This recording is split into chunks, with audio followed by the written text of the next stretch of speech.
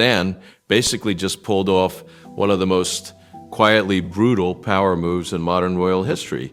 And the fact that nobody saw it coming is honestly the most interesting part of this whole thing. Like, we're not talking about a public statement. We're not talking about a carefully leaked story to a friendly newspaper. We're talking about a single signature on a document inside a private palace office that instantly changed who controls one of the late Queen's most personal estates. And the fallout was immediate, within hours. According to basically every royal commentator who's touched this story, the phones were ringing off the hook, senior court officials were locked out of the loop, and the people who thought they had a permanent seat at the table suddenly realized the table had been moved without them. The person who ended up with the keys to this particular kingdom, Catherine, Princess of Wales, and the people who were left standing outside in the cold, well, that's where the whole thing gets genuinely complicated, because it's not just about land. It's about who the late Queen's family trusts to carry her legacy forward. And apparently the answer to that question made some people absolutely furious. Now, before we go any further, I just want to say, if you're enjoying this deep dive into royal dynamics, hit that subscribe button and join us here at Crown Watch. We break down these stories every single week. So let's talk about what actually happened here, because the details are way more interesting than the headlines. Princess Anne has spent her entire public life building a reputation around one thing: duty. She doesn't do drama. She doesn't do leaks. She doesn't do the whole whisper network thing that so much of palace life seems to run on.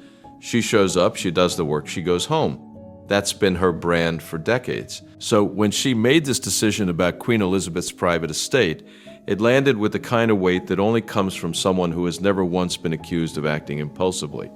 The estate itself is not just some random piece of property.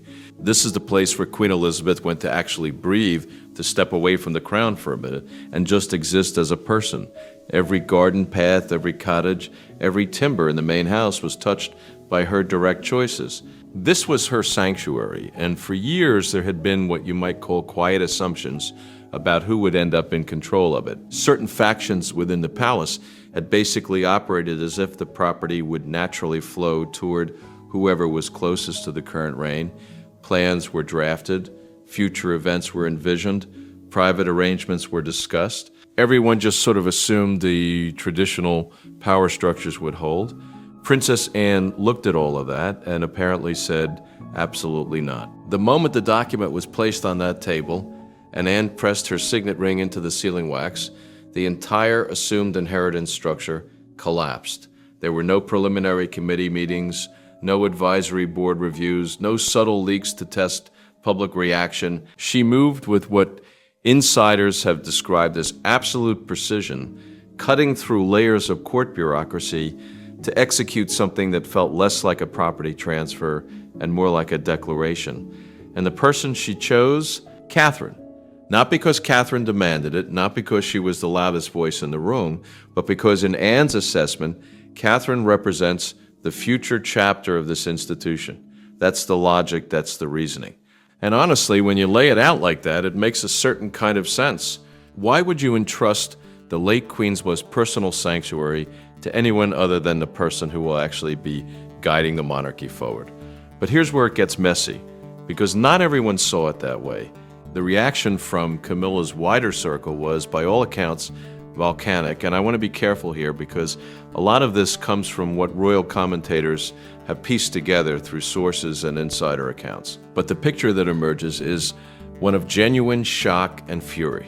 These were people who believed their proximity to the throne guaranteed them a voice in decisions like this. They had spent months, in some cases years, cultivating influence and negotiating access to private royal lands. They had made promises behind closed doors based on the assumption that the established order would be respected. And then Princess Anne sat down, signed a piece of paper, and rendered all of it completely irrelevant. The sense of betrayal in that room must have been overwhelming. You don't shatter an antique teacup over good news, right? That detail, the porcelain hitting the parquet floor, that's the kind of thing that only happens when someone realizes the game they thought they were playing doesn't exist anymore. What makes this so fascinating from the outside is that the anger doesn't seem to be about the land itself. Like, let's be real, Camilla's family isn't exactly struggling. This isn't about acres or building values or agricultural revenue. It's about relevance. It's about the dawning realization that their authority is tied to the present moment, to this specific reign, and that the future belongs to people who aren't them. Catherine's authority, on the other hand, is tied to something that can't be negotiated or politicked away. She's going to be queen. That's not a maybe. That's not a we'll see how things shake out. That's the actual future of the institution. And Princess Anne just made it clear that when it comes to protecting Queen Elizabeth's personal legacy, the future matters more than the present. Now, the timeline here is worth paying attention to because this wasn't a snap decision. According to the accounts that have emerged, Princess Anne had been sitting on concerns for a while. She had apparently identified a growing network of private commercial interests that were starting to encroach upon the estate's boundaries. We're talking about outside figures who saw the property not as a sanctuary but as an asset, something that could be developed or leveraged or parceled out over time. And Anne's calculation was brutally simple. If the estate stayed tied to the shifting personal influences around the current reign, it would eventually be stripped of its meaning. The only way to protect it permanently was to put it in hands that couldn't be moved, couldn't be pressured, and couldn't be outmaneuvered.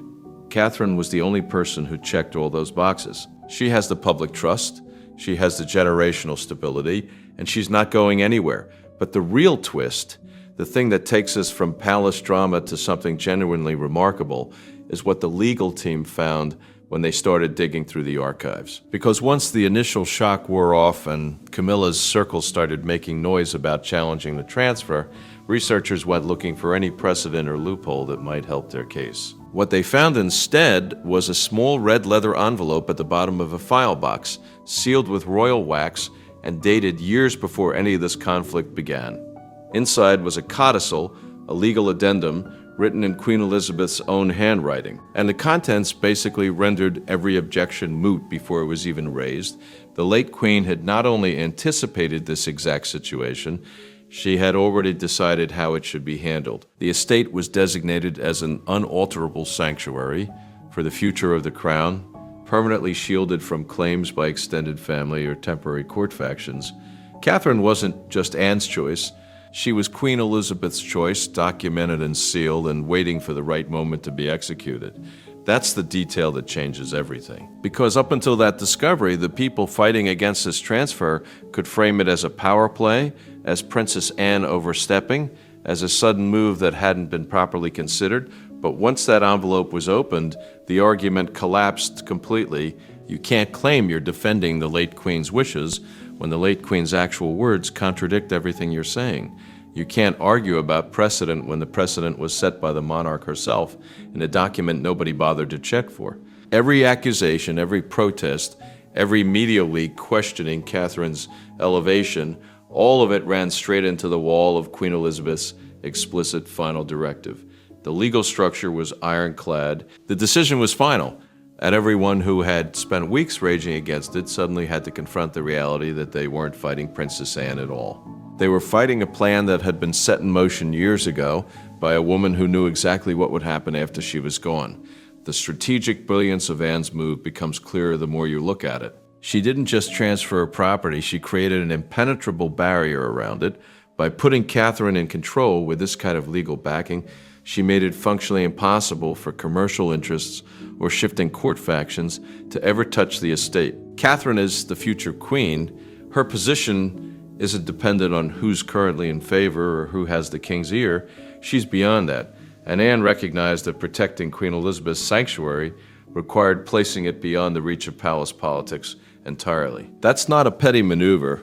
That's long-term institutional thinking from someone who has spent her entire life watching how these things actually work. For Catherine, the weight of this is hard to overstate. She's not celebrating. She's not doing a victory lap. The accounts describe her sitting quietly with the estate plans, reviewing agricultural reports and conservation proposals, fully aware that every decision she makes from this point forward will be scrutinized by people waiting for her to fail. Walking those tree-lined paths where Queen Elizabeth once sought solitude, the responsibility settles in a way that probably can't be fully explained to anyone outside that world. This isn't a gift, it's a trust. And she seems to understand that completely. Prince William, for his part, has apparently made his position absolutely clear to anyone who asked. Any attempt to undermine Catherine's appointment or challenge Princess Anne's authority will be met with total resistance. He watched his grandmother build this sanctuary. He knows what it meant to her, and he has zero intention of letting anyone carve it up for their own benefit. The message from that quarter is unambiguous. This is done, this is right, and this is not up for debate. The broader implications here are worth thinking about. This transfer signals a shift that goes beyond one property. It's a changing of the guard, a quiet but unmistakable declaration's silent influence is drawing to a close.